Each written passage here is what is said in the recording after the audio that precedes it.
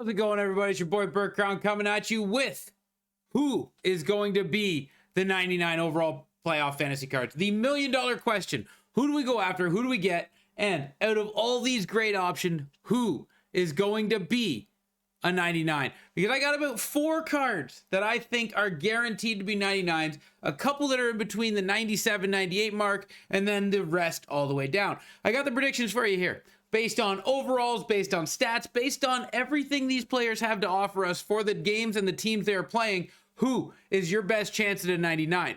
So let's get into it, guys. I hope you do enjoy it. And if you do, give it a big old thumbs up. Now, remember, not everybody can make the third round. I'm going off percentages here, so that is what we're going to be doing. But like I said, there's only about 4 cards that have a true chance, in my opinion, of a 99, and this is who they are. So let's get into it. I hope you do enjoy it. Now, with that being said, guys, just so you know, this is where I am getting my information from. This is playoff predictions, moneypuck.com. These are the odds of them doing each round, right? Making the playoffs, obviously we know who did. And then when it comes to making the second round, making the third round cup final, and winning. We're not going to worry about making the finals or winning the cup because that there at 19% is just crazy odds. We're going to stick to just making it into the third round. So with that being said, as you see here, the pretty safe prediction by everybody here is that 34%, 34%, and 32%. It's just not likely that Minnesota, Montreal, St. Louis are going to win. Same with Ottawa and New Jersey. But what we're looking at is truly the make it to the third round, because that gives players more opportunities to score. Now, the best way we're going to be able to do any of this is just by looking at their past history versus the first team they're playing. Now, when you look at that, Matthew Knies has played 6 games against Ottawa, and he's gotten 2 goals. That's 2.3 goals in the 7-game series is what the goal average is going to be. With Matthew Knies making it to the third round, through the percentages, that gives him roughly a 6.9 goals in the playoffs. 6.9 is either going to be 6 or 7, getting him to the 98-99. Actually, that's just a 99. Getting him to 99 overall, making Matthew Knies, in my opinion, the #1 target as the guaranteed 99. Now, again, I'm a Leafs fan, so you got to take it with a grain of salt. Second on this list is going to be Pierre-Luc Dubois. They have Montreal not beating Washington. They have Washington breezing by them. And in Pierre-Luc Dubois' career against the Montreal Canadiens, he scored 7 goals in 10 games. That puts him at a 2.1 goals in the Montreal series. And again, if we just stick simply to that, going 3 rounds, that has him at around 6.3 goals for the playoff run.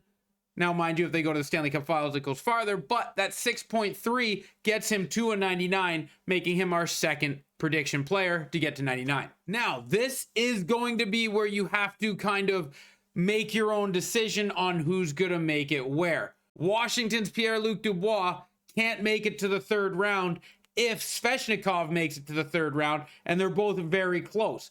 But if Svechnikov makes it to the third round, you are looking at the same as Pierre-Luc Dubois. He is going to have just over 6 goals out of the 3 rounds, putting him at a 99. So you have to be like, are you going to put Washington or Carolina in that third round? I think it's going to be Washington. I think Carolina is going to fall just short. And that is why I think Washington's Pierre-Luc Dubois is second and Carolina is third with Svechnikov, because these are the only ones that technically make 99. The rest are going to fall short even in the West, and we will get to that. But going on to number 4, we're finally hitting the West, and maybe a little bit of a surprise, but Trevor Moore. The odds have LA beating Edmonton, and also they have Trevor Moore here at 6 goals in 16 games versus the Oilers, which gives him a high goals per game average, which gets him into 5.7 goals in the 2 rounds he's probably going to be playing if the odds are right that the LA Kings are beating the Oilers. That lifts Trevor Moore to a 98 overall. And then 5th, we have Brock Nelson. Brock Nelson has 7 goals while playing against Dallas in his career.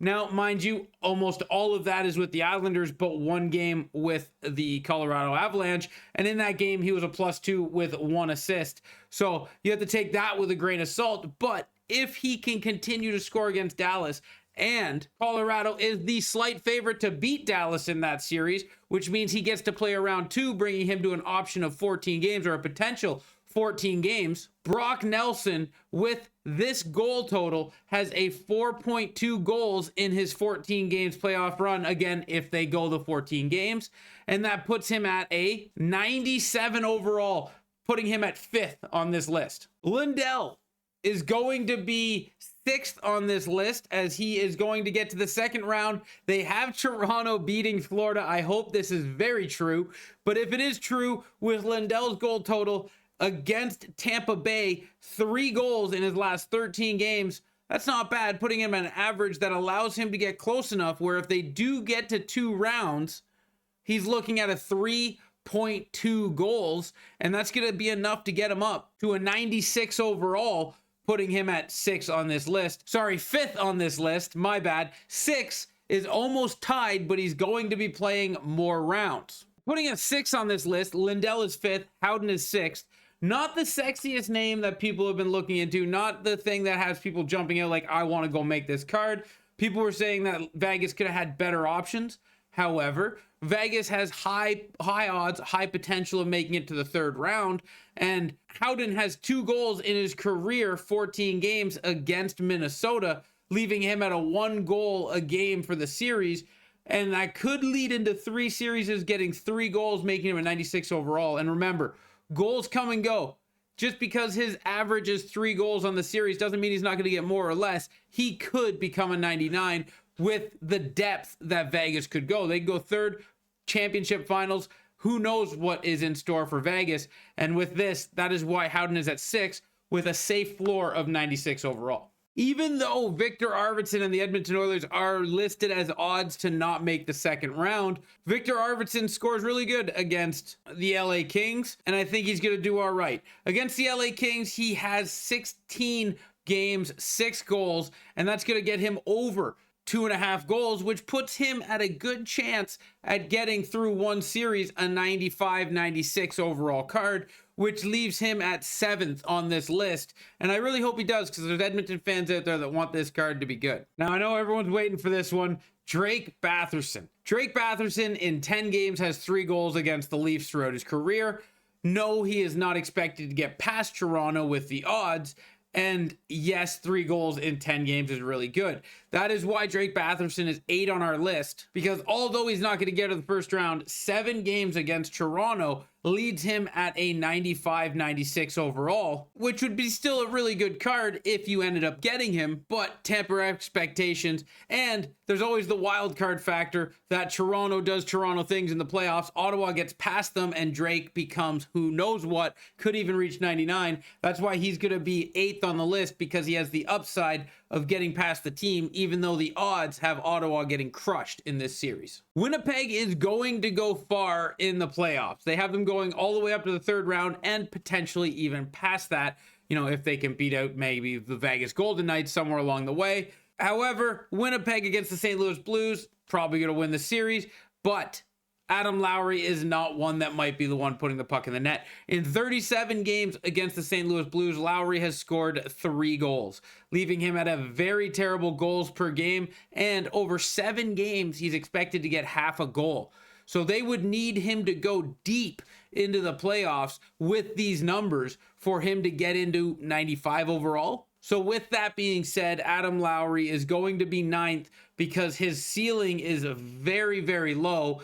And I guess with them going deep, he has a potential to have a good couple of games, maybe get a couple of tips or a lucky bounce and get some goals.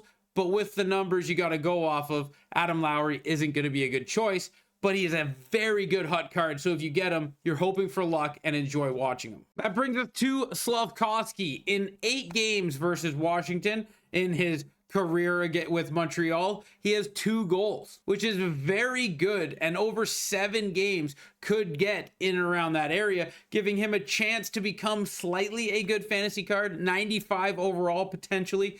Getting past the 1st round is not very likely, as they have one of the worst odds to beat the team they are matching. So Montreal may not make it past the first round, but Slafkovsky could get a couple of goals, making him usable. I would be very careful with this card, but if you're a Montreal fan, absolutely make him and absolutely enjoy watching him. Timo Meier and the New Jersey Devils are not expected to get past Carolina. And in Timo Meier's 18-game career against Carolina, with that being San Jose and New Jersey, he has 4 goals, which leads him at a good chance to pop a couple in this series, but the likelihood of him getting up to a 95-96 are very slim. That's why he is so far down on the list, and I just can't see Timo Meier being of value in fantasy. But again, anything could happen in the playoffs. New Jersey could definitely beat Carolina, and he could go deep and he could get a ton of goals. So if you're a fan, get this card and have fun, but just taper your expectations, because the likelihood is he doesn't get past 95 overall. Marco Rossi. Although I'd love to tell you Marco Rossi is going to tear it up. Marco Rossi is going to be a fantastic playoff card. Minnesota is going to go deep. That's just not the case. They are the most likely team to lose.